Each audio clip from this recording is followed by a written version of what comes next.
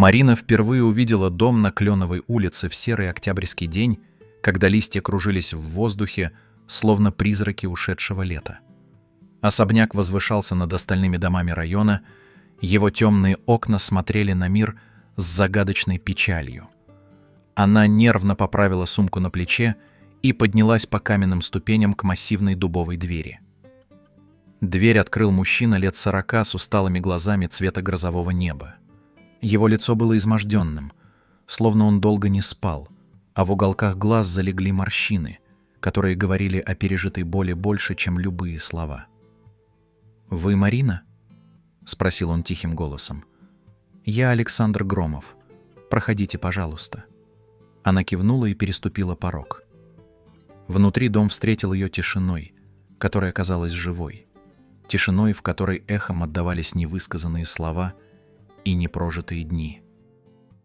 Высокие потолки терялись в полумраке, а длинные коридоры уходили в глубину дома, словно артерии какого-то спящего существа. «Софи сейчас спит», — пояснил Александр, ведя ее по дому. «Ей 7 лет.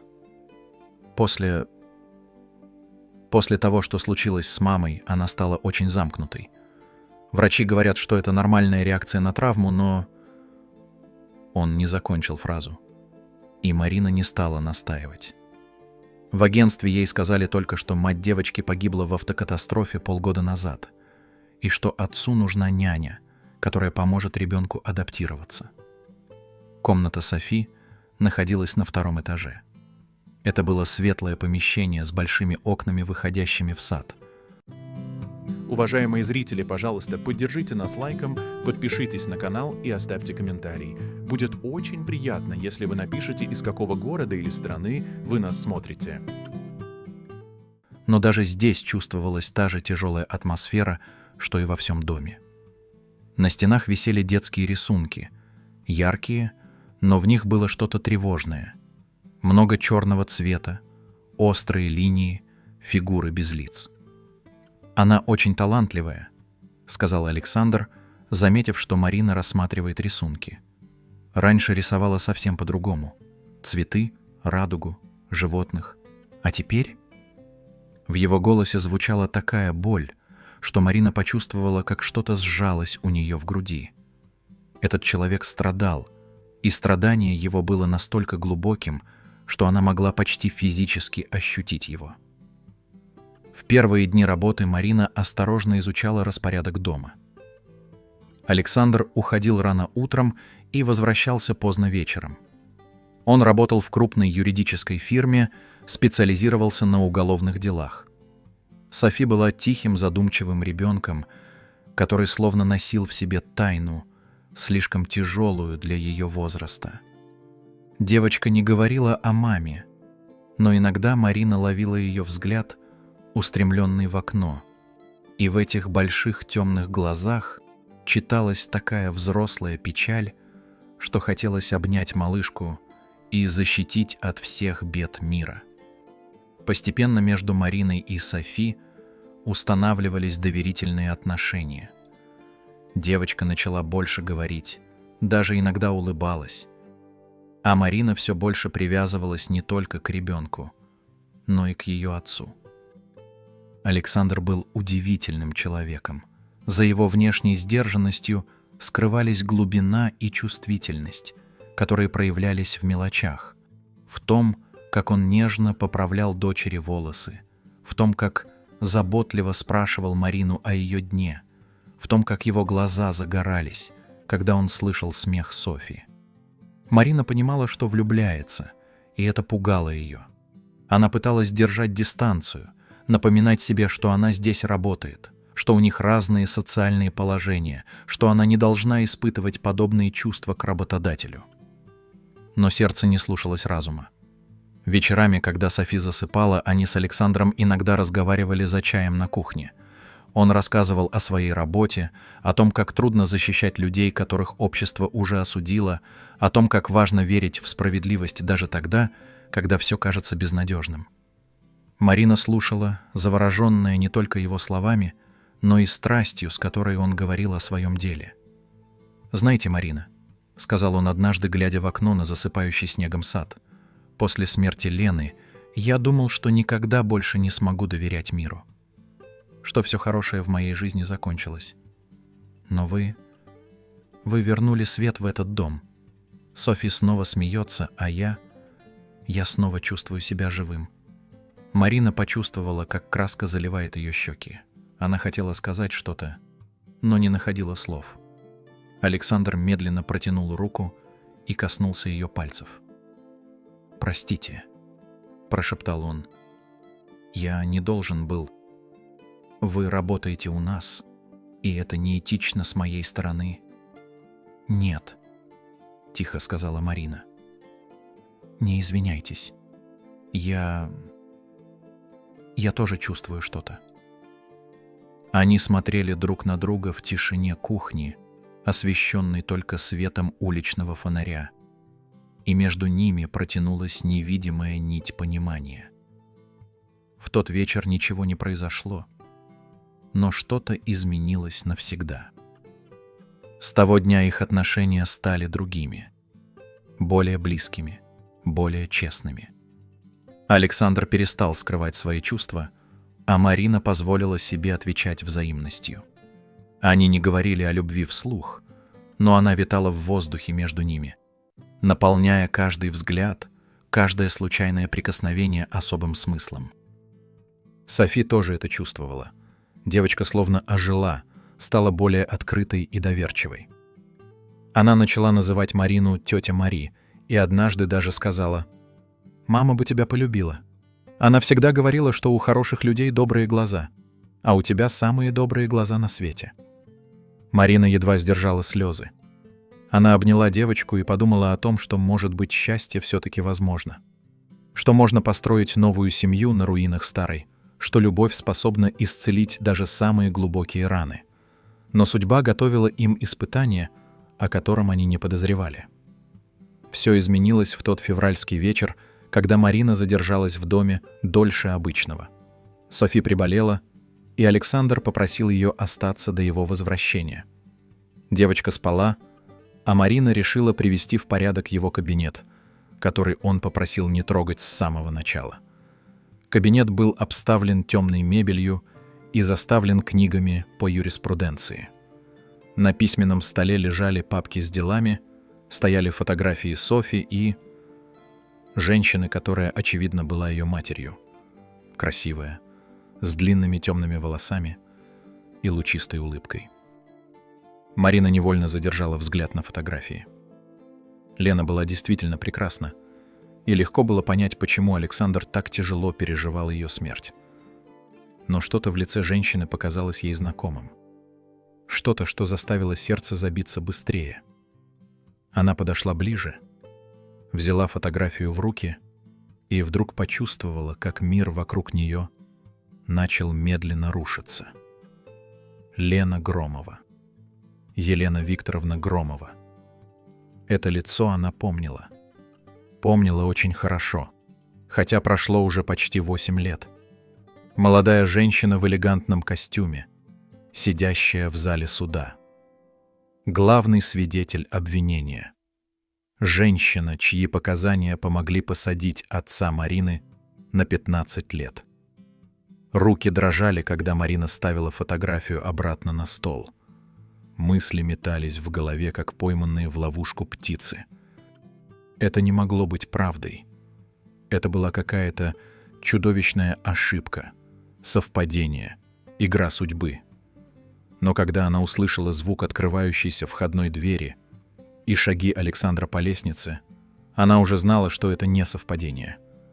Вселенная редко шутит настолько жестоко. «Марина?» — позвал он, поднимаясь в кабинет. «Как Софи?» Она обернулась, и он сразу понял, что что-то не так. Ее лицо было белым, как мел, глаза широко открыты от шока. «Что случилось?» — спросил он, подходя ближе. «Вам плохо?» Марина посмотрела на него, на этого человека, которого успела полюбить всем сердцем, на отца девочки, ставшей ей родной, и не знала, что сказать. Как объяснить, что ее отец сидит в тюрьме из-за показаний его жены? Как рассказать, что она дочь человека, которого он помог посадить за решетку? «Дело Соколова», — прошептала она. 8 лет назад. Вы помните это дело?» Александр нахмурился, пытаясь вспомнить. «Соколов? Да, помню. Мошенничество в крупных размерах. Он обманул множество пенсионеров, лишил их последних сбережений. Моя жена тогда работала в банке, ее показания помогли доказать его вину. А что...» Он вдруг осекся, и лицо его изменилось. «Боже мой! Соколов, ваша фамилия... Вы его дочь?» Марина кивнула, не в силах произнести ни слова. Между ними повисла тишина, тяжелая и звенящая, как воздух перед грозой. «Марина!» — начал Александр, но она подняла руку, останавливая его. «Я должна уйти», — сказала она. «Я не могу. Я не должна была... Это все неправильно». «Постойте». Он шагнул к ней, но она отступила. «Давайте поговорим. Это можно объяснить». «Объяснить что?» Голос ее дрожал. «То, что я влюбилась в мужчину, чья жена помогла посадить моего отца. То, что я ухаживаю за ребенком женщины, которую ненавидела 8 лет, даже не зная ее в лицо». Слезы текли по ее щекам, но она даже не замечала их. «Мой отец не был святым», — продолжала она. «Возможно, он действительно виновен в том, в чем его обвинили. Но для меня он просто папа, который исчез из моей жизни, когда мне было 16. И теперь я узнаю, что моя жена была права, помогая посадить его», — закончил Александр тихо. «И что я в суде отстаивал справедливость». Они смотрели друг на друга через пропасть, внезапно разверзшуюся между ними. Пропасть из прошлого, боли и невозможности изменить то, что уже случилось. «Марина, прошлое — это прошлое», — сказал Александр. «То, что случилось 8 лет назад, не имеет отношения к тому, что происходит между нами сейчас». «Как вы можете так говорить?» — всхлипнула она. «Каждый раз, глядя на меня, вы будете видеть дочь человека, который причинил боль невинным людям. А я буду видеть в вас того, кто разрушил мою семью». «Это не так». Он протянул к ней руки. «Я вижу в вас женщину, которая вернула жизнь в мой дом, которая заставила мою дочь снова улыбаться, которую вы любите», — перебила его Марина. «Скажите честно, Александр, можете ли вы любить дочь человека, которого считаете преступником?» Он молчал долго, и это молчание было ответом. Марина собрала свои вещи и ушла той же ночью, оставив только записку для Софи, в которой объяснила, что ей пришлось уехать по семейным обстоятельствам, но она никогда не забудет их совместные дни. Месяцы после этого прошли как в тумане. Марина нашла новую работу, пыталась жить обычной жизнью, но мысли постоянно возвращались к дому на Кленовой улице. Она часто думала о Софии, о том, как девочка восприняла ее внезапный уход, не причинила ли она ей еще больше боли. И она думала об Александре, о его глазах цвета грозового неба, о том, как нежно он говорил с дочерью, о вечерах за чаем на кухне, о том, что могло бы быть, если бы их прошлое не столкнулось так жестоко с их настоящим. Однажды, прогуливаясь по городскому парку, она увидела их. Александр толкал качели, на которых сидела Софи. Девочка смеялась, но ее смех казался каким-то вынужденным, а лицо отца было еще более изможденным, чем тогда, когда они впервые встретились. Марина хотела подойти, но не решилась. Что она могла сказать? Как объяснить свой поступок 7-летнему ребенку? Вечером того же дня ей позвонил Александр. «Софи скучает по вам», — сказал он без предисловий. «Она постоянно спрашивает, когда вы вернетесь. Александр, мы уже обсуждали это». «Нет, мы ничего не обсуждали. Вы просто ушли, как и все остальные в ее жизни». Эти слова ударили больнее пощечины. «Это нечестно», — прошептала она. А что честно? В его голосе звучала усталость. Лишить ребенка единственного человека, который смог ее понять? Наказать дочь за грехи матери? Это не... Именно это вы и делаете, Марина. Вы наказываете Софи за то, что ее мать поступила по совести 8 лет назад. После этого разговора Марина долго не могла заснуть. Она думала о справедливости, о прощении, о том, что каждый человек имеет право на счастье, независимо от ошибок прошлого. Утром она приняла решение. Она поехала в тюрьму навестить отца. Они не виделись 2 года, с тех пор, как он запретил ей приезжать, сказав, что не хочет, чтобы она тратила жизнь на посещение заключенного. Владимир Соколов сильно постарел. Волосы поседели, лицо покрылось морщинами, но глаза остались прежними, умными и печальными. «Папа», — начала Марина, — «мне нужно знать правду. О том деле, о банке, обо всем». Он долго молчал, потом вздохнул. «Я виновен, Маришка. Не во всем, в чем меня обвинили, но виновен. Я думал, что делаю инвестиции, что все получится, что я смогу вернуть людям деньги с прибылью. Но я ошибся. И когда понял, что все рушится, было уже поздно. А свидетельница, Елена Громова, она просто делала свою работу, честно отвечала на вопросы следователя. Я не виню ее. Наоборот, я благодарен, что есть такие люди, которые не боятся говорить правду». Марина чувствовала, как что-то меняется у нее внутри. Годы обиды и злости начинали растворяться, уступая место пониманию. «Папа, а если бы у тебя был шанс на новое счастье, ты бы им воспользовался?» Владимир Соколов внимательно посмотрел на дочь. «Конечно. Жизнь слишком коротка, чтобы отказываться от счастья из-за прошлых ошибок. Почему ты спрашиваешь?» Вместо ответа Марина обняла отца и впервые за много лет почувствовала, что прощает его. И себя, и весь мир.